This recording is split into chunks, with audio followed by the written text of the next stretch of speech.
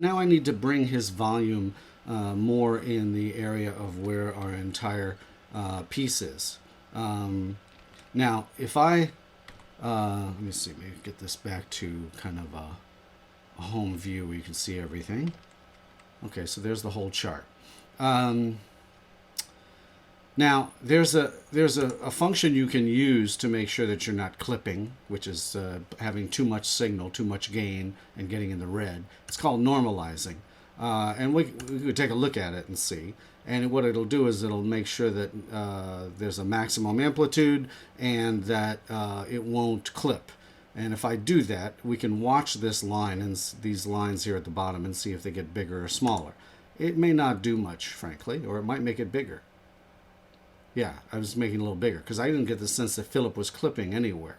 But we don't need more of him, so I'm going to undo that. We need less of him. So the question is how much less of him to balance with the rhythm section and yours truly. So let's listen for a moment.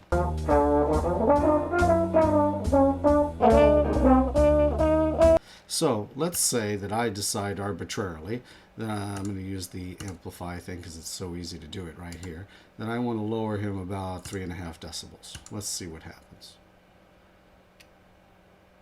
So it looks like it might be a little too small, but at the same time, I'm in a cut mute and he's not. So this might be fine. Let's just see.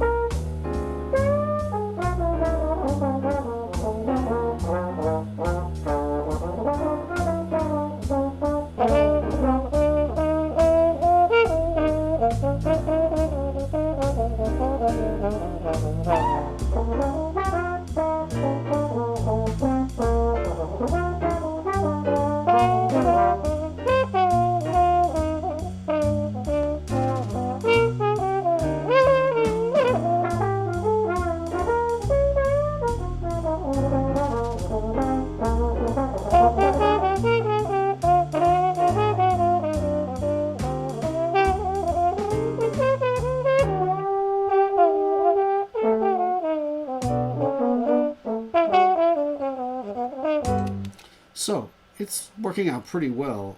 I get the impression, despite the waveforms, that we might still be able to lower Philip's trombone just a little bit in this balance. So let's go back to amplify and knock it down another dB.5 or something. And let's see how that feels. Knowing we can always undo stuff.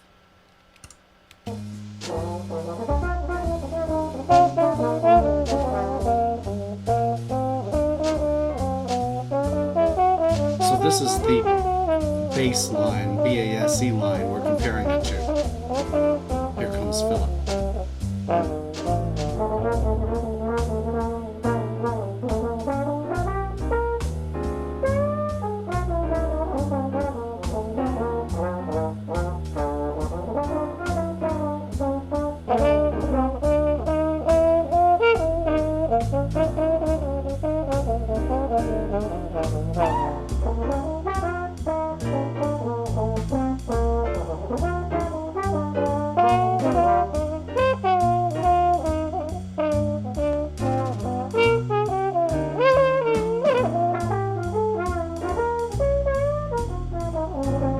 I think we're really in the ballpark. This is feeling pretty good. Now I'm going to save this.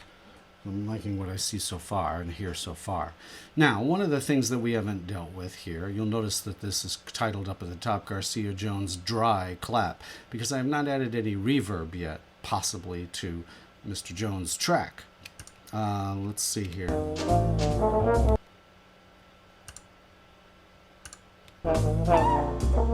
So let's take a little chunk of this.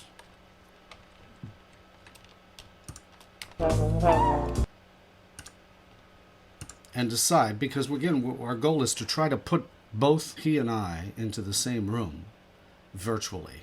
And we were in different rooms on different equipment at different days, different times, different places. It sounds to me as though right now he might need a little reverb to kind of fit into the room that I'm doing. And that will make it a little more distant in the sound, which I think might be the final element that we need to balance his work and my work here. short of checking each phrase, of course, which we'll have to do. So let's go into the effects. And there's a variety of reverbs available, and you can, again, make your own choices. I'm going to make what may be a odd choice to some people, but I'm going for plate reverb here at the moment.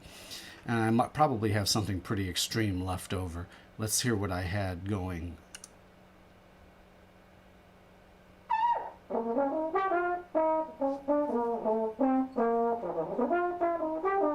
That's not too extreme. I don't remember what project it's left over from. Let's just listen to that again.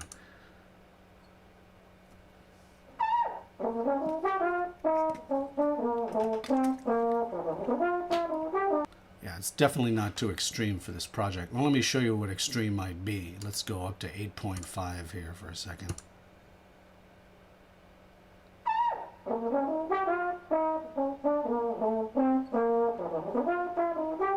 Yeah, see, that makes a more wet room than I had.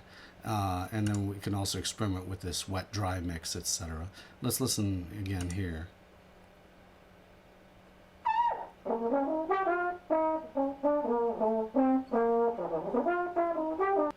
Right, so let's watch this wet-dry mix, see what happens. I'll show you.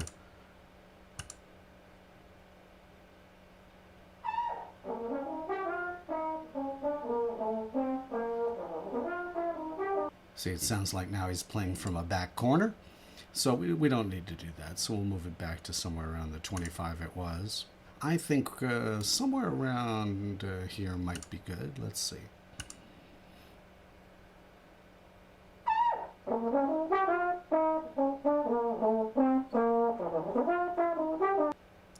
So let's run that on this chunk of music. Notice how the signals just got smaller because reverb creates a certain amount of distance in the sound. I'll undo it, I'll redo it. Here's undo, you see it gets bigger. If I redo it, it gets smaller. Now let's listen to it first on its own.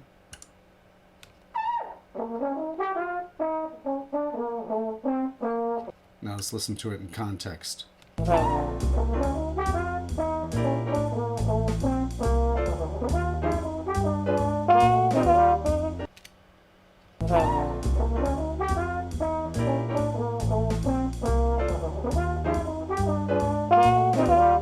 So if I keep the reverb, I may need to raise his gain. But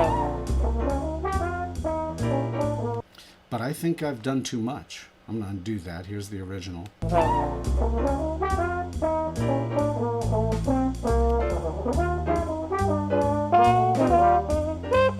So I think I want to do just a little bit. There's a great rule. It's not a rule, it's a guideline that I apply often when I am doing not only audio mixing, but when I'm doing video colorization or sharpness, or in working in Photoshop for photo sharpness and color and brightness and contrast. In one of the guidelines that's often said, it's parallel to a jazz axiom, but it says, okay, if you like the effect, maybe do half of it, which is parallel to that jazz saying that attributed to Dizzy Gillespie and thousands of others, saying, you know, if you got a great idea to play in your solo, maybe play half of it. It's probably about right. So I'm going to take off some of that reverb here. I still like the effect, but I don't like it that as much of it.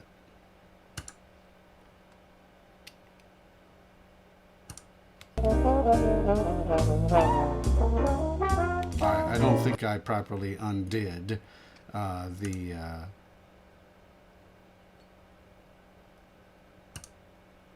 yeah, there's the original sound. Okay, so I want to get just a little bit of this reverb effect, but not a lot. So let's just go back. Again, I don't often just do repeat. I like to, sometimes technology is great when it works, but I like to make sure it's set in the way I want. So let's take a little preview here.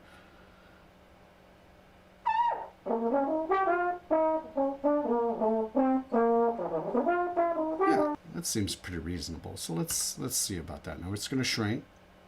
I can always boost the signal later, but let's hear it in context.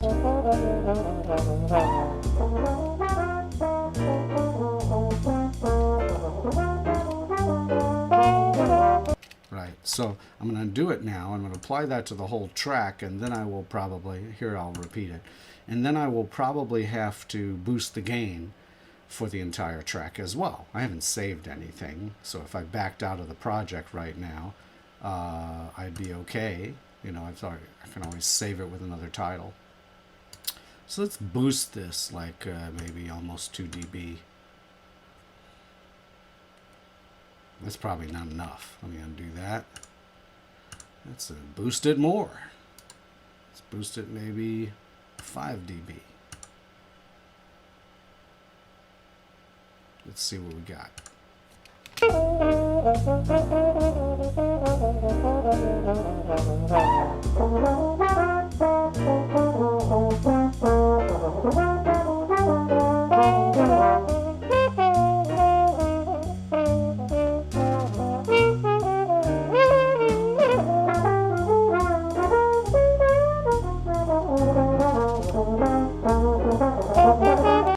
Alright, so I think it's a little too much. So somewhere in between the two is probably what I'm looking for. So let's go over to something like 3.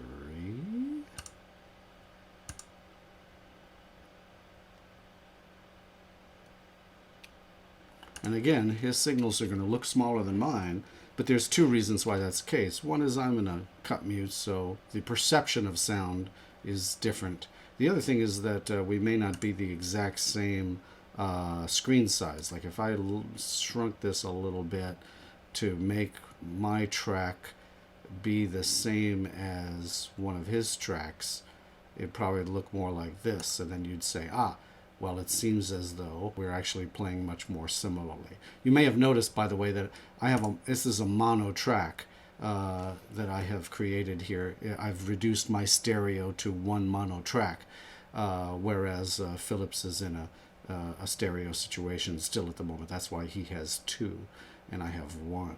I could consolidate his into 1 track, but I don't need to go there at the moment. So let's listen to the trades a little bit.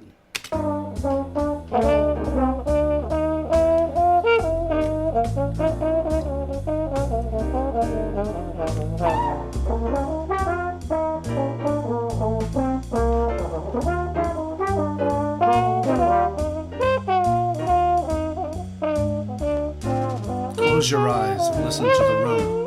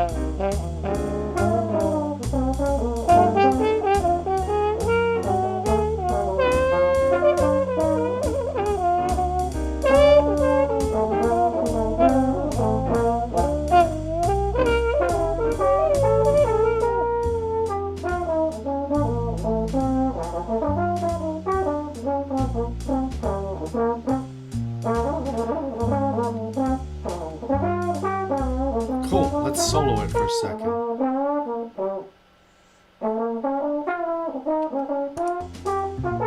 Cool, I think we're in the ballpark. Once you hear the finished product online, on my website, YouTube channel, you won't hear my 2011 Mac fan going on in the background, for instance. But I can't help that for now until I buy a new computer. So I've got that Mac fan going, but I have actually a rack fan going under the Mac. It really keeps the Mac cool, and I've found that's useful in order to keep the computer happy. Let's sample a little bit of the beginning and the end of this to kind of get a sense of what's going on.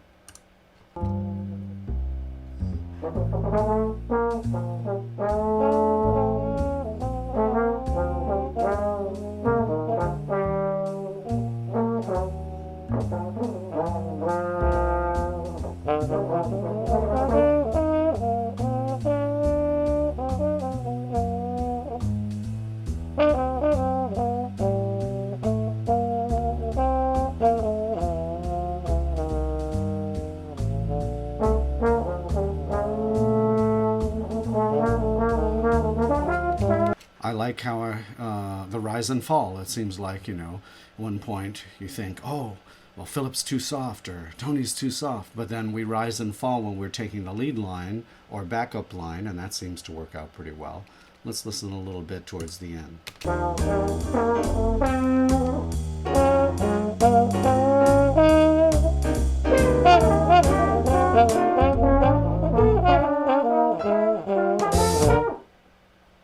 All right, not bad. Again, apologies for my Mac fan. So I'm going to save this, make that work. And now, if you go back to the beginning of the track, you'll notice that, of course, this material here is dead. There's nothing there at all. You could decide, if you wanted to, that you wanted to put silence in there, and that would make sure that you wouldn't inadvertently tug the time shift to the left. I'll just show you how that happens. You go up here and you say, generate silence. It calculates how much it needs, and it puts it right in there. And so now there's something in that space. If we play it, it's still just silence until the clap.